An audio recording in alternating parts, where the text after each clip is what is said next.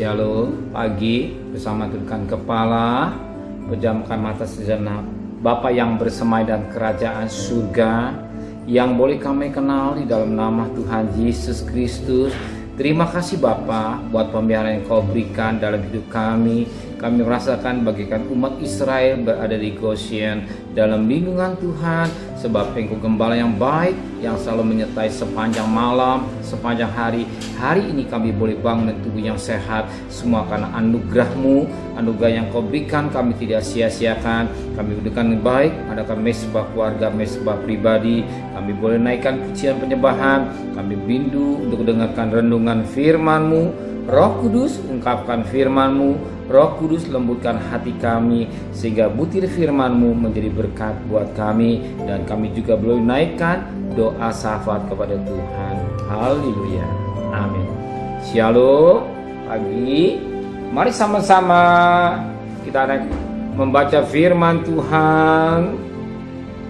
Kisah Para Rasul pasal 21. Kisah Para Rasul pasal 21 ayat 37 sampai ayat 40. Paulus minta izin berbicara. Ketika Paulus hendak dibawa masuk ke markas, Paulus berkata kepada kepala pasukan itu, "Bolehkah aku menyatakan sesuatu kepadamu?" Jawabnya, "Tahukah engkau bahasa Yunani? Jadi engkau bukan orang Mesir itu yang baru-baru ini menimbulkan pemberontakan dan melarikan 4.000 orang pengacau bersenjata ke padang gurun?"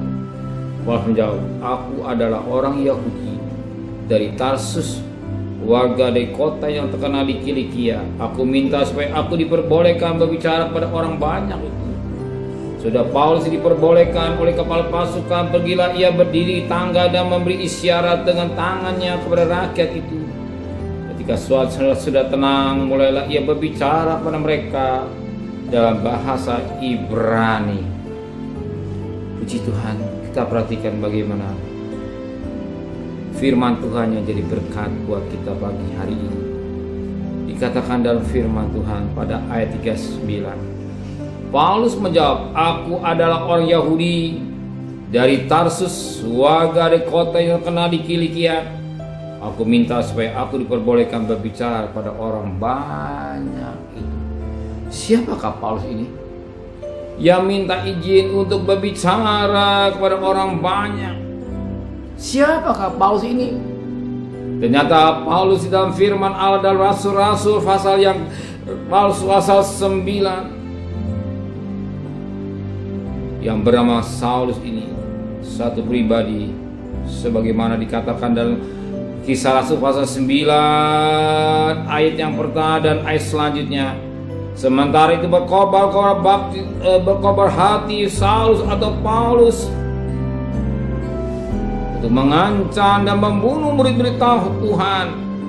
Dia menghadap imam besar dan minta surat kuasa daripada yang untuk dibawa kepada majelis Yahudi di Damsik, supaya jika ia menemukan laki-laki atau perempuan yang mengikut jalan Tuhan, ia menangkap mereka dan membawa mereka ke Yerusalem.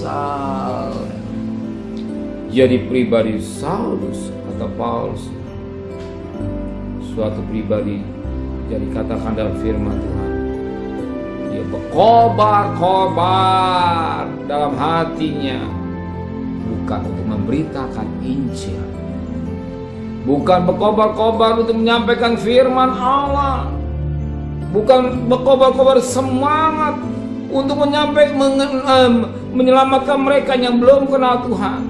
Ternyata dia satu pribadi yang berusaha untuk membunuh orang-orang yang mengikuti jalan Tuhan.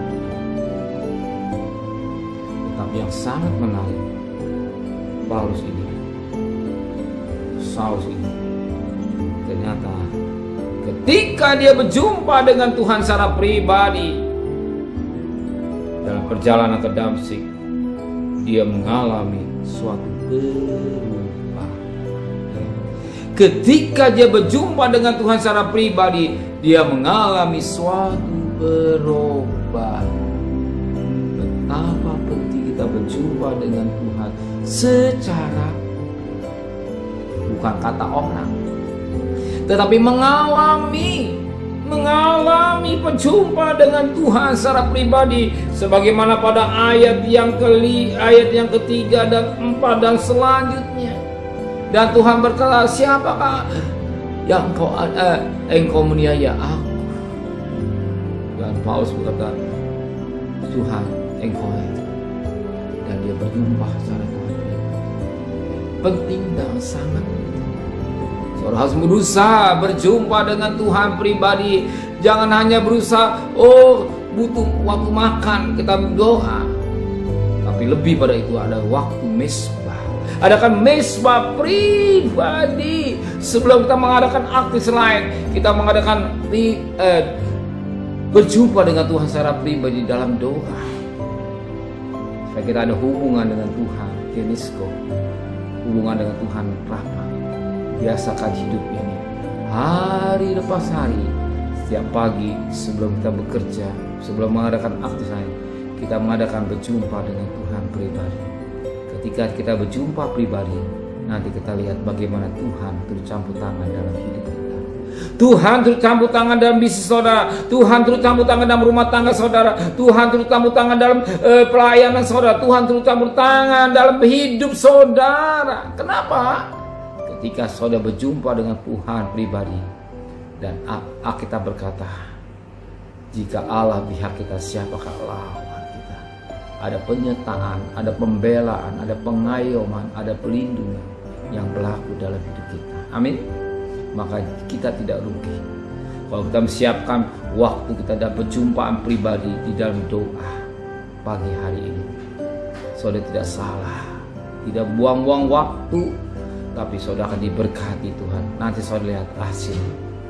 Ketika Paulus berjumpa dengan pribadi, Paulus ini seorang yang jahat bisa berubah, dan dia berani, dia menyampaikan tentang jalan Tuhan. Amin. Karena apa? Karena dia sudah berjumpa dengan Tuhan. Ketika saudara berani menghadapi tantangan hidup, karena saudara percaya bahwa Tuhan ada di pihak saudara. Amin. Bahwa Tuhan menyertai saudara, bahwa Tuhan melindungi saudara, bahwa Tuhan menjaga saudara keluar masuk sekalipun berada dalam lembah kelaman. Firman Allah berkata, tongkat dan ganda Tuhan menyertai saudara. Ingat Mazmur 3:4. Biar penyertaan Tuhan berlaku hari ini, bukan saja hari ini, sampai Tuhan datang yang kedua hari. Jangan saudara takut, jangan saudara bimbang, jangan saudara khawatir dengan hidupnya saudara nih, sebab Tuhan selalu menyertai saudara. Amin. Benar Bapa di surga, kami bagikan Saulus yang sudah berubah, bukan Saulus yang lama, tapi Saulus yang baru. Seperti yang Paulus berkata, dia merasakan kasih yang luar biasa dari hidupnya. Dan kami mengadakan satu mesbah pribadi masa keluarga. Saya percaya kami jadi anak-anakmu yang beda. Serta perjalanan kami harus bekerja, berdagang, sekolah, kuliah. Kita selamat, apa yang kebutuhan kami cukupkan. Kembalikan besok pagi dalam tubuh yang sehat dengan tidak kurang satu apapun juga. Terima kasih Bapa di surga. Berkati Bapak Presiden, Wakil Presiden, para menteri, para gubernur, para bupati, para wali kota, para camat, para lurah, para RW, para RT, para medis, para relawan, para TNI, para Polri, bahkan mereka yang berjuang ke depan. Dan untuk perang virus corona, kami bersyukur pandemi jadi endemi dan negara kami ekonomi tetap diberkati oleh Tuhan. Terima kasih Bapa di surga. Saudara kekasih, terimalah berkat nikmat dari Allah Bapa, cinta kasih sayang dari Tuhan Yesus Kristus, dan berkat Roh Kudus menyertai saudara hari ini sampai Maranatha Tuhan Yesus datang. Yang cinta Dia katakan amin. Tuhan memberkatinya.